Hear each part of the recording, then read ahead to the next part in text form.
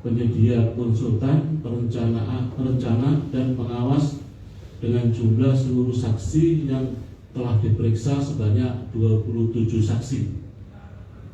2. Bahwa tim penyidik telah meminta keterangan ahli fisik dari Politeknik Negeri Bandung dan melakukan cek fisik di lokasi pembangunan SMKN 1 Cijinjing.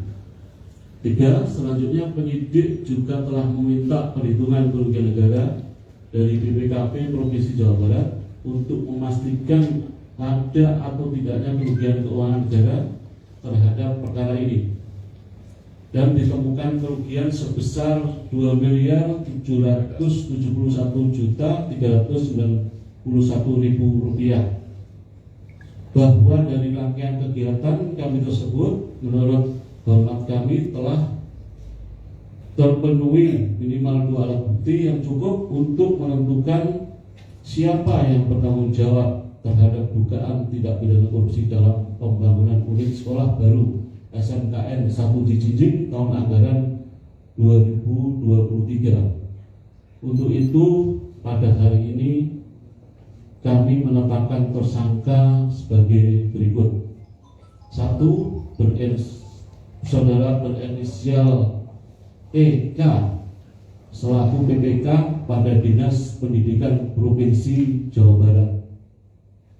2. Saudara berinisial JP selaku kontraktor pelaksana dalam pembangunan SMKN 1 Cijinjing. Kemudian yang ketiga, saudara S dan IS selaku konsultan pengawas dalam pembangunan SMKN 1 Cijinjing. Dengan dugaan melanggar pasal 2 ayat 1, pasal 3 Zu, pasal 18 Undang-Undang RI nomor 31 tahun 1999 tentang pemberantasan tindak pidana korupsi sebagaimana telah diubah dan ditambah dengan Undang-Undang RI nomor 20 tahun 2021 tentang perubahan atas Undang-Undang RI nomor 31 tahun 99 tentang pemberantasan tindak pidana korupsi Zu pasal 55 ayat 1 ke 1 KUHP. Terhadap para tersangka akan dilakukan penahanan selama 20 hari. Demikian yang dapat saya sampaikan. Saya ucapkan terima kasih atas perhatian dan kerjasamanya rekan-rekan media. Wassalamualaikum warahmatullahi wabarakatuh. Untuk selanjutnya saya serahkan ke Kasih Khusus. Terima kasih.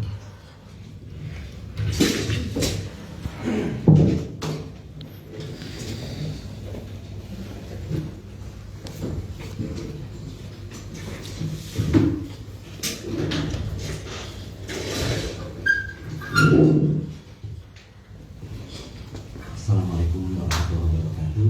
Terima kasih rekan-rekan untuk bersedia hadir di hari ini. Dari beberapa yang tadi Pak Kajari sudah paparkan, setelah kita melaksanakan rangkaian tindakan dari penyidikan, makanya setelah dikumpulkan cukup alat bukti yang cukup, maka dari itu kami telah menetapkan tersangka yang menurut hemat kami paling bertanggung jawab terhadap gagalnya bangunan atau tidak layak pakainya bangunan SMK 1 Cijinjing. Untuk itu mungkin ada pertanyaan-pertanyaan, semoga kami bisa menjawab, kecuali secara teknis nanti yang berkaitan dengan pembuktian kami bahas terlebih dahulu. Ini tuh saya mohon kerjasama dari pihak media untuk apa yang kira-kira bisa ditanyakan. Saya tutup, silakan bila yang mau bertanya. Nama dulu dari mana? Ya,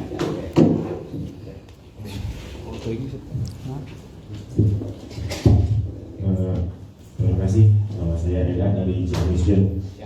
Kedepannya nanti Pak mungkin ada tersangka baru atau gimana? Satu ya. Terima kasih atas pertanyaannya. Pertanyaannya kedepannya mungkin nggak ada tersangka baru. Penetapan tersangka itu berdasarkan alat bukti yang mungkin dapat nanti ada bertambah segala macam sesuai dengan alat bukti yang nanti akan kita ungkap di dalam persidangan maupun di dalam pembuktian ini. Pada saat ini untuk saat ini alat bukti yang cukup terhadap 4 tersangka terlebih dahulu. Siap. Ya, ada lagi. Nama. Cek, kedengarannya mas, berapa kamu? Terus dari kabar piangan Pak, terkait kerugian negara itu kira-kira berapa? Dan apakah akan dikembalikan ke kas negara seperti apa? Siap. Untuk kerugian keuangan negara itu diperoleh berdasar perhitungan BPK PR Provinsi Jawa Barat senilai 2.771.391.000. Ini kerugian keuangan negara disebabkan oleh bangunan yang tidak dapat dimanfaatkan dan pengawasan yang tidak dilaksanakan, sehingga bangunan dengan konsultan pengawas dianggap kerugian keuangan negara. Nah, nanti terkait dengan kerugian keuangan negara ini tugas kami untuk dapat memulihkannya dengan cara apakah terdakwa ada itikat baik untuk memulihkan kerugian keuangan negara ini atau kita melakukan perampasan terhadap aset-aset dari para tersangka sesuai nanti dengan kerugian keuangan negara yang ditetapkan nanti oleh pengadilan. Siapa yang bertanggung jawab terhadap itu? Oke Pak, Eko Pak dari SNTP. Pak, Dari mana Pak? SNTP Pak. Oke, siap. Pak, peran dari para pelaku itu apa? Cuma pelaku dan satu lagi tidak jelas Pak. Siap, gitu ya. Terima kasih dari media SCTV. Saya bisa jelaskan peran masing-masing. Saudara Eka selaku PPK, dia bertugas untuk sebagai pengendali kontrak. Dia dalam melaksanakan kontrak tidak memenuhi tanggung jawabnya sebagai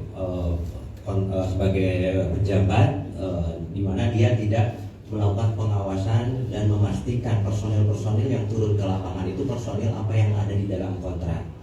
Nah, kedua, JP sebagai pelaksana kegiatan, dia yang memenangkan kontrak, dia yang menandatangani kontrak. Pada muara akhirnya dia sebagai direktur tidak melakukan pertanggungjawabannya dengan memilih personil yang tidak ada di dalam kontrak dan tidak berkompeten serta tidak bersertifikasi. Sedangkan saudara S dan IS itu sendiri sebagai konsultan pengawas, sama juga saudara S tidak mengirimkan ahli sebagaimana ditawarkan, yaitu ahli dengan ijazah S1 dan bersertifikasi keahlian. Dia mengirimkan IS yang notabene hanya SMK dan tidak berpengalaman, dan dalam progres pengerjaannya tidak dilaksanakan sesuai dengan perencanaan konsultan. Begitu mungkin garis besarnya. Pak, nah, Ini jangan yang diulang-ulang ya. Siap, paham. Jangan banyak yang diulang. ya, Pak, nah di jurnal tadi kan disebutkan penahanan selama 20 hari. Ya. Apakah itu vonis akhirnya ditahan 20 hari atau bagaimana? Siap. Terkait penahanan, ini dua penahanan sementara. Penahanan ini adalah kewenangan dari penyidik 20 hari dan dapat diperpanjang selama 40 hari. Kami melakukan penahanan ini untuk memperlancar dalam pemeriksaan nanti. Kedua, untuk menjaga terjadinya penghilangan alat bukti atau potensi melarikan diri. Pak, Cecep beda dengan jurnalis bicara Pak. Ya. Satu, kontraknya berapa? Yang kedua itu kerugian itu dari bangunan fisik atau ditambah dari pengadaan tanah, mengingat itu kan di tebing apakah sudah sesuai Atau berapa persen dari total kontrak? ya. Kerugian ini berdasarkan kontrak itu di 2,6 miliar dan konsultan pengawas di 99 miliar rupiah. 90 juta rupiah, maaf bukan miliar ya, tadi saya sebut.